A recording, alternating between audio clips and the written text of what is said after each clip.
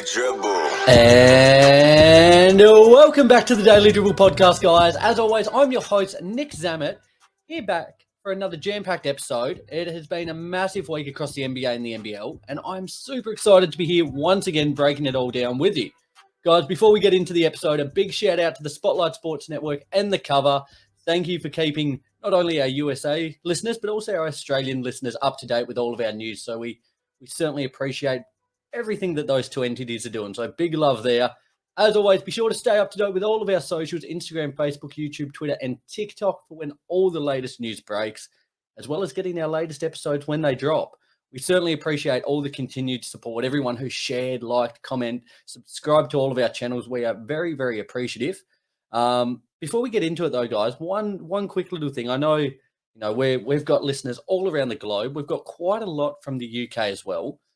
So just passing on my sincerest thoughts and well wishes there. I know you guys are absolutely sweltering through a historic heat wave at the moment. It's kind of hard to believe I'm sitting here with layers upon layers on. That's unprecedented what you guys are going through at the moment. So for all of our UK listeners, we certainly hope you guys are staying safe and staying cool over there. For myself, I love summer. I love the heat, but even for me, that's a little bit too crisp. So certainly well wishes going out to all of our UK listeners. Guys, the plan for today is there's been a lot of news from the NBA, NBL. I'll rip through that pretty quickly. We're then going to get into, after kind of, wrapping up the 2021-2022 season last week, or over the last couple of weeks with our season gradings episodes. Today, I'm going to start transitioning into more of a focus on next season. And the key part of that is the trade market. Now, all the news has been on Kyrie, KD, DeAndre Ayton over the last few weeks, but a lot of the news over the last probably couple of days to a week or so has focused on Donovan Mitchell. So my plan for today is I'm going to propose 4 potential trades involving Mitchell, and we're just going to kind of discuss the implications these would have on not only the Jazz, but also the other team in the deal. So just kind of nut out which deal we think would be best for the Jazz moving forward. So really looking forward to getting into that momentarily. Before we do, though, let's get into some of the quick notes from throughout the week. Let's start with LeBron James. The King made his return to on-court action the other day in the Drew League. Winding back the clock, he dropped 42 points, 16 rebounds, 3 assists, and 4 steals in a phenomenal showing. Again, it's Drew League. Read into it what you want. It's kind of like summer league performances, but you got to be impressed by how he kind of took to the court and took over the game. We're hoping, as a Lakers fan, hoping to see plenty more of that over the coming season. DeMar DeRozan was also suited up there, as was former Sydney Kings player Casper Ware. So quite a star-studded lineup there, but certainly bodes well for LeBron moving forward, and hopefully for the Lakers. There's been a lot of news during the week that there's been conversations going on with AD, with Kyrie, Westbrook, should I say, and LeBron, that they're really on board to kind of run it back this season. Time will tell how that plays out. There's still Kyrie Irving rumors, should I say, running rampant at the moment. So hopefully over the next couple of weeks, we'll get a little more clarity about how that's going to play out. But nevertheless, a very impressive performance there. A guy who had an impressive season last year, Keldon Johnson from the Spurs, has got a 4-year, $80 million extension. He averaged 17.6 rebounds, 2 assists last season, while shooting nearly 40% from 3. He's going to have to be the man next season. He is going to have the weight of the world on his shoulders after DeJounte Murray, should I say, has departed there. So hopefully we can see kind of output reminiscent to what Murray did this season. But Keldon Johnson, a very deserved extension there. And the Spurs will be certainly hoping he can put his best foot forward this season. Austin Rivers, the T-Wolves are making some noise this offseason. First, they got Rudy Gobert. They've now signed Austin Rivers on a 1-year deal worth roughly $3 million. He'll hopefully be able to plug that role that Pat Bev has left with his departure there. But it's a handy piece. It's a really handy veteran piece. Adds a little bit of experience. Adds a bit of capabilities from 3. I thought he was really serviceable for the Nuggets last season. So looking forward to seeing what he can do there in a role with the Wolves. Just speaking of which, on the Wolves, I've had a couple of conversations with people this week. They might be the team that has arguably the highest ceiling this season, but also the lowest floor. I've heard people saying they're a they're a conference finals team, which I don't think they're quite that high. And others saying that they're going to be in a play-in at best. Thus is their kind of level at the moment. But for me, just with this news as well, bolstering that guard depth when you put Rivers alongside Edwards, Russell, Towns, Gobert. It's a pretty top stack talent team there. I expect them to be probably in a 5th to 6th range, but I think they're going to be one of the more exciting teams to watch this season. OKC have re-signed forward Kenrich Williams on a 4-year, $27 million deal. He played extensive minutes in that forward role last year and looks like one of the pieces alongside Giddey, Shet, SGA now that'll be part of that core going forward. Fantastic to see. He was an undrafted player. He got 0, big fat 0 Division 1 offers coming out of high school. But last season, 7.5 points, 4.5 rebounds, a bit over 2 assists a game, plus a steal, should I say, a game. Still going to bring energy on both ends of the floor and really enable, those names I just alluded to, the SGAs, Giddies in particular, to really just flourish on the offensive end a little bit more so. You need a couple of dogs like that in your team, and I think Williams is the perfect piece for them moving forward on a very team-friendly deal. What's that? That's a bit under $7 million a year. That's perfect for OKC.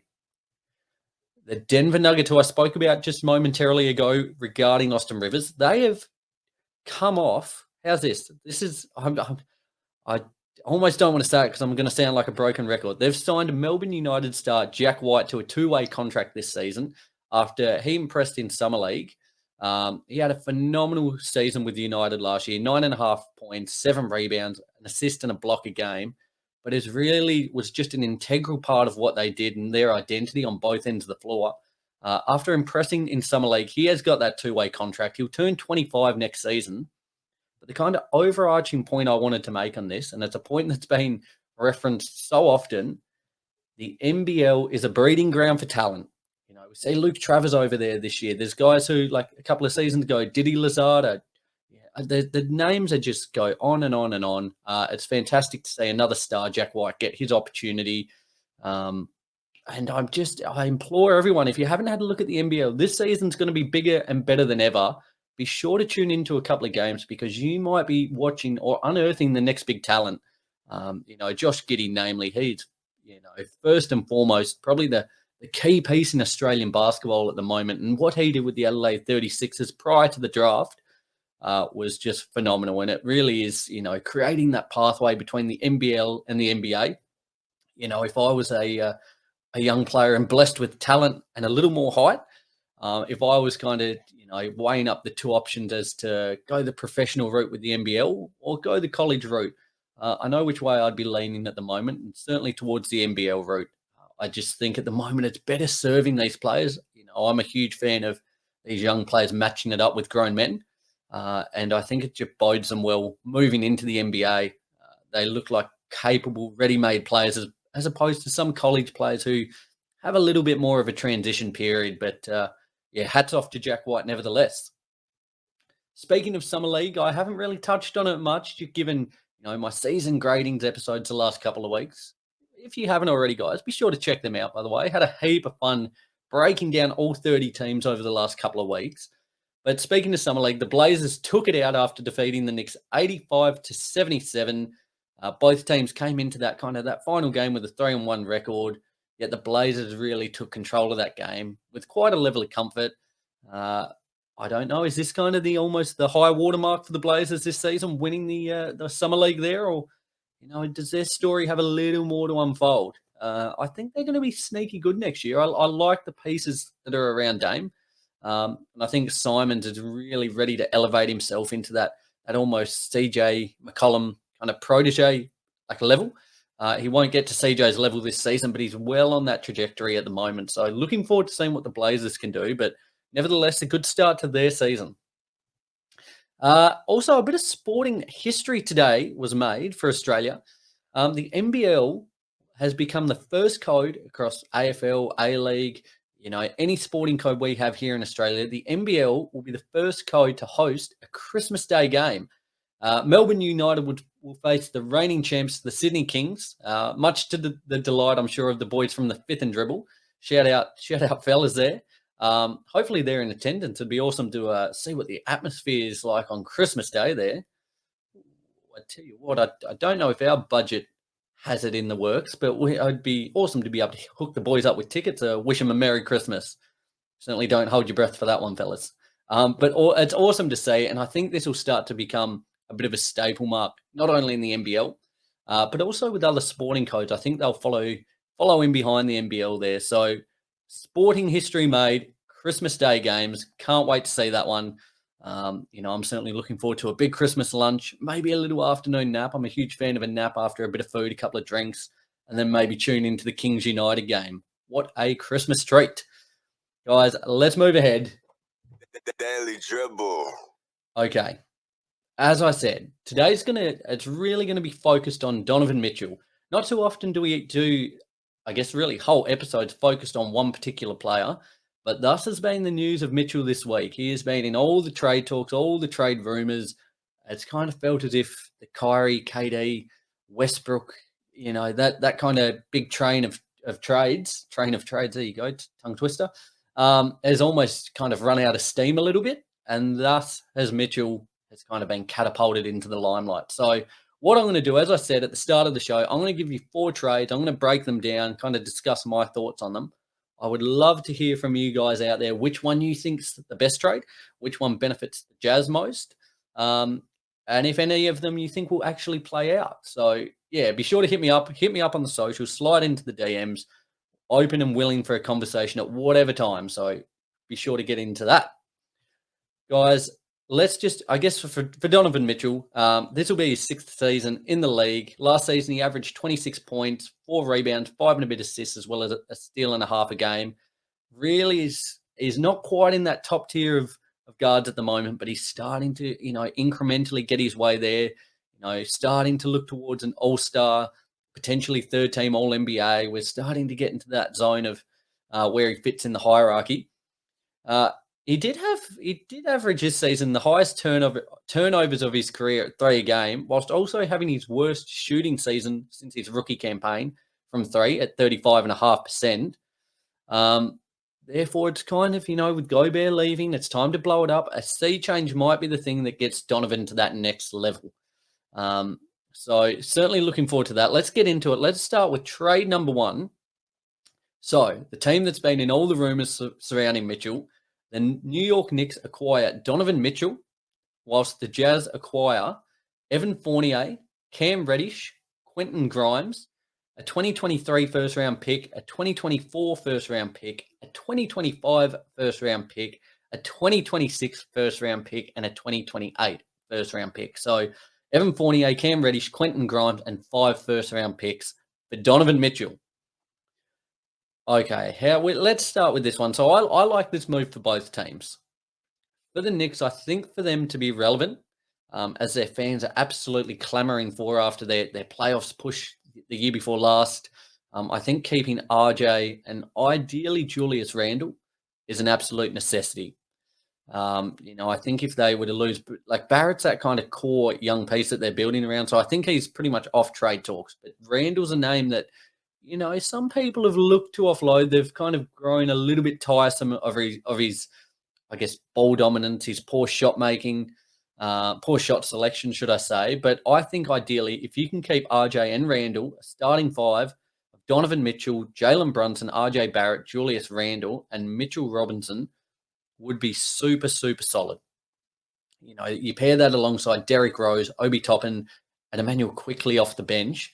That is a really strong 8-man lineup there. And I think it just would make them super exciting. I think Barrett, Randall, Mitchell Robinson, even Brunson to a lesser degree, they can do enough to cover up Donovan's defensive deficiencies. Donovan's defensive deficiencies. Say that 3 times as quick as you can. Bet you can't.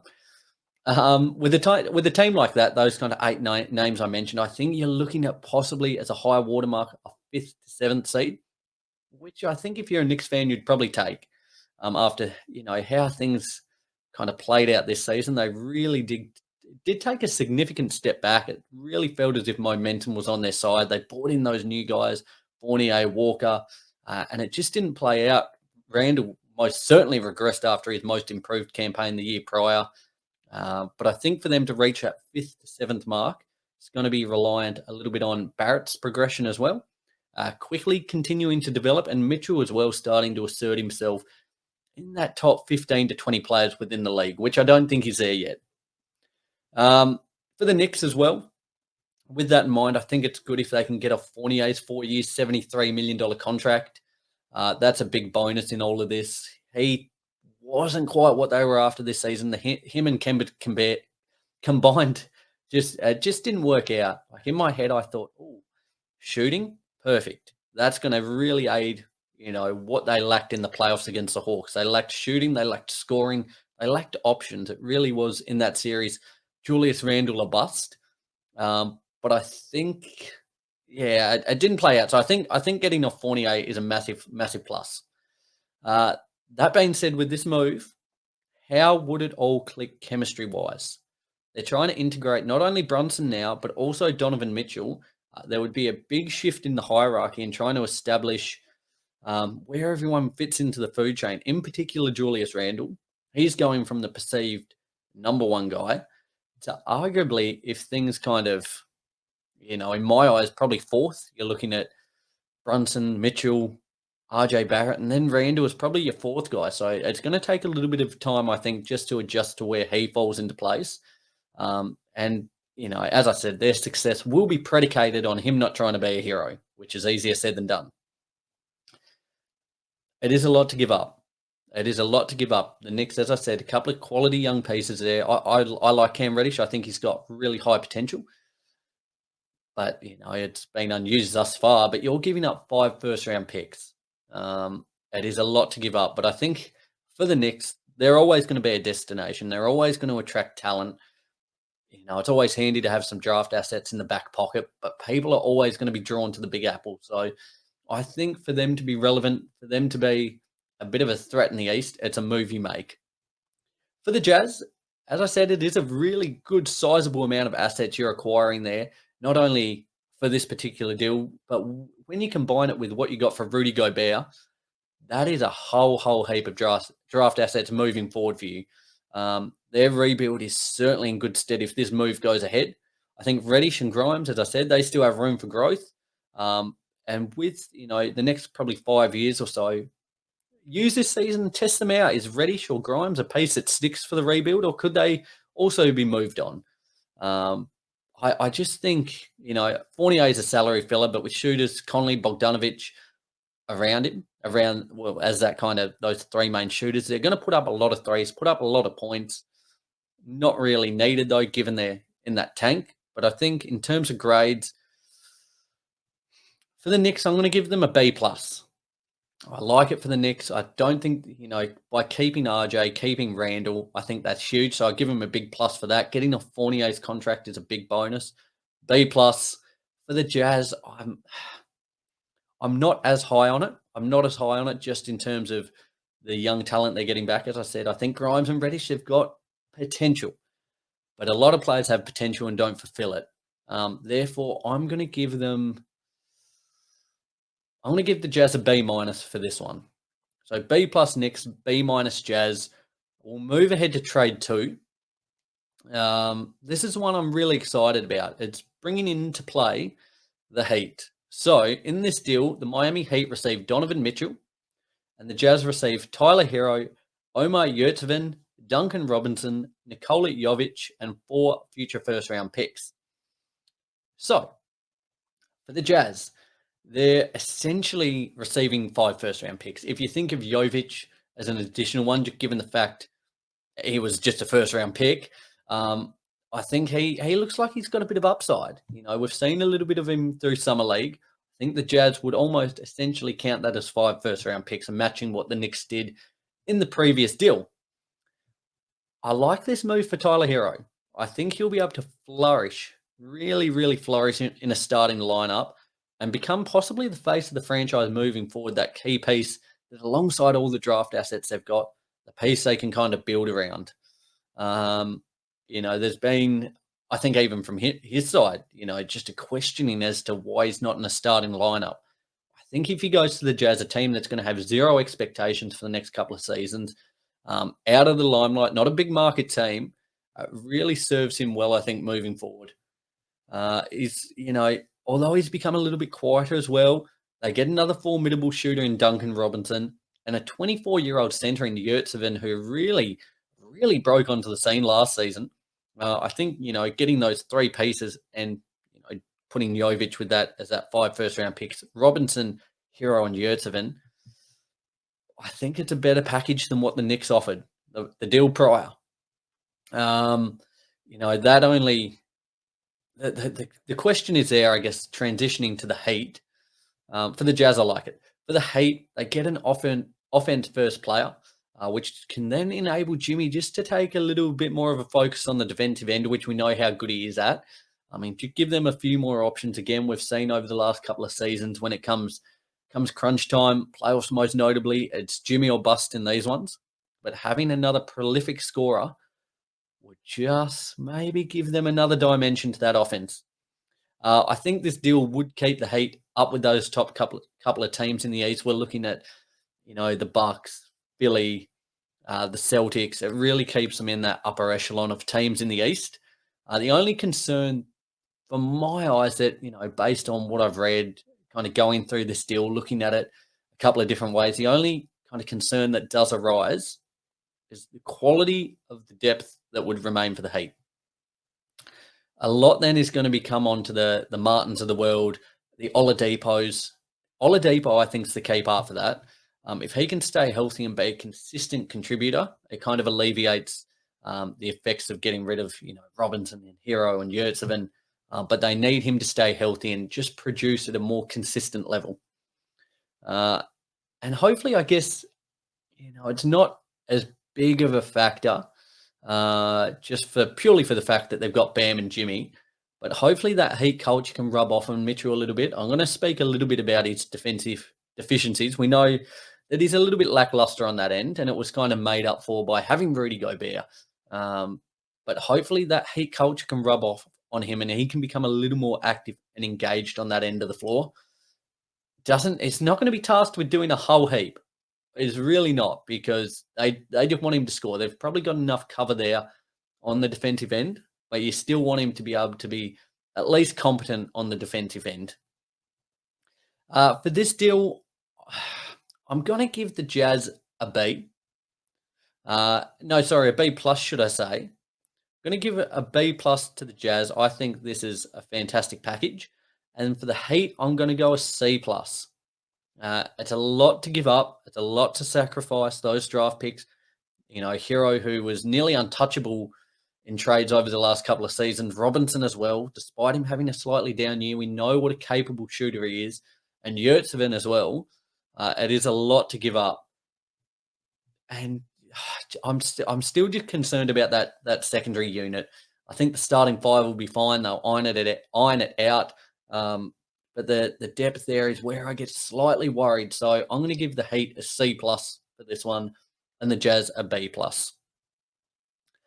Let's move ahead to the third trade. In this one, the Jazz receive Gordon Hayward, making his triumphant return, Kelly Oubre, and 4 future first-round picks.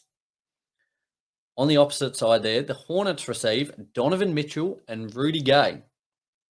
So, Jazz, they get their 4 first-round picks from a team yet to make the playoffs in an increasingly harder Eastern Conference, which is good for them, just given they're more likely to be better picks as opposed to what we've had, most notably with the Heat in the last trade. For Oubre, he can be a bit of a piece now. He's not going to set the world on fire by any stretch of the imagination, but he can give you valuable minutes. He's a handy starter. Whilst 32-year-old Gordon Hayward, he'll get his fitting return after spending the first, was it 6-7 seasons with the Jazz? Don't quote me on that. But he can still give you 15 points, 4 rebounds, 4 assists a night, and be a handy contributor to a Jazz team that isn't looking to set the world on fire. And it just would be, I guess, for the pure Cinderella story of it all, nice to see him go back there to Utah. He's probably got another couple of seasons within the league, pending touch wood, no injuries. But, I would like to see that for Hayward. For the Hornets, This would be an absolutely electric backcourt of LaMelo Ball and Donovan Mitchell. LaMelo's length should help cover a little bit for Donovan's defensive deficiencies. Tell you what, that's going to be embedded into my brain tonight. Defensive deficiencies.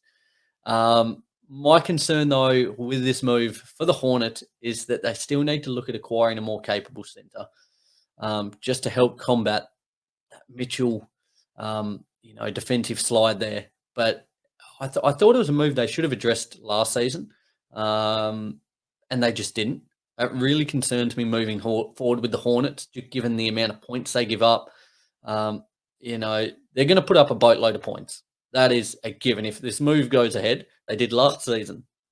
Pardon me, there's tea coming up nearly. They're going to put up a boatload of points. But new head coach Stevie Clifford the Big Red Dog, he is a defensive-minded coach. So I'm intrigued to see what wisdom and knowledge he can impart on this all-out attack team. So I like this trade, but I think it is very dependent on them making another move for a center. So for grades on this one, I think the Jazz, I'm going to go a C-, just because 4 picks, it feels like the going rate for a player of Mitchell's caliber. They're not really getting the quality young piece back.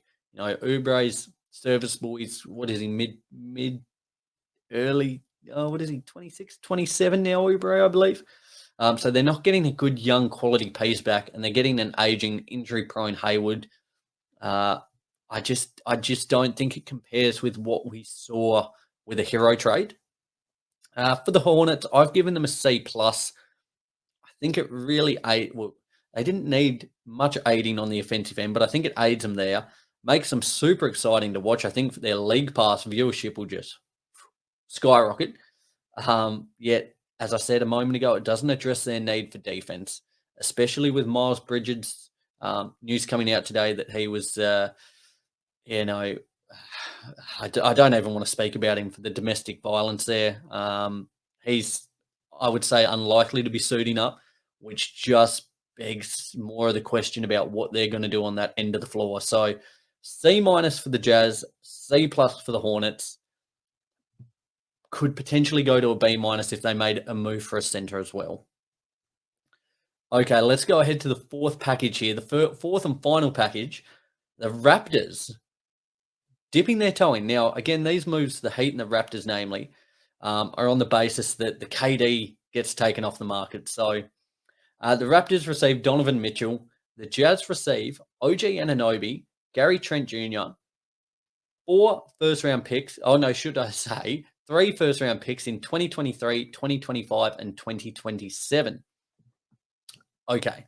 As I said, this is on the basis KD gets taken off the market. And the Raps are, still looking to swing hard because they've really been a team that's kind of been pretty keen to dip their toe in the KD market. So they might still, if it falls through, look to swing for the fences. By doing this particular trade, they get to keep prized assets in Barnes, Siakam, Van Vliet, with, kind of names such as Siakam and Barnes being potentially rumored in a KD trade. By doing this particular trade, they get to keep those studs. The defense that Barnes and Siakam provide should be more than enough to cover what Donovan Mitchell's going to give up, whilst a backcourt of Fred Van Vliet and Mitchell would be electric to watch, somewhat like the LaMelo and Donovan Mitchell combo there in Charlotte. What I would like to see this do, though, if this trade were to eventuate, I'd like to see Fred play off the ball a little bit more, I think, and get back to being one of the better, more sniper-based three-point shooters within the league. I think Donovan could handle the ball a little bit more, and that would free up Fred just to hit the corners, hit his spots, and make teams pay. On the opposite end there, for the Jazz, they get key assets in OG Anunoby most notably, and Gary Trent that could still, it's a piece that could be converted into more assets. Both of them could be. So, for OG, he's a piece you could look to build around for the future, a key part of that rebuild, still at a young age there. So as I was weighing this up, you've got 3 future first-round picks, but with assets in OG and Gary Trent, they could easily be converted into another couple of picks there. So it depends what route the Jazz would want to go with it. For the grading for this one, I gave the Jazz a B. I gave the Raptors a B minus. For the Raptors, I think this would make them a better team.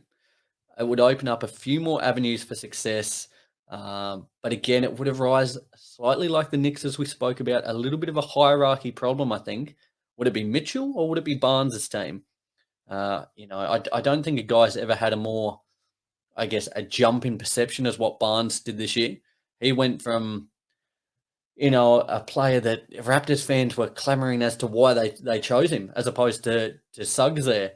And by season's end, in a KD package, he was almost an untouchable. So I don't think a player such as, Scotty Barnes has gone through a bigger kind of perception change over the course of a season.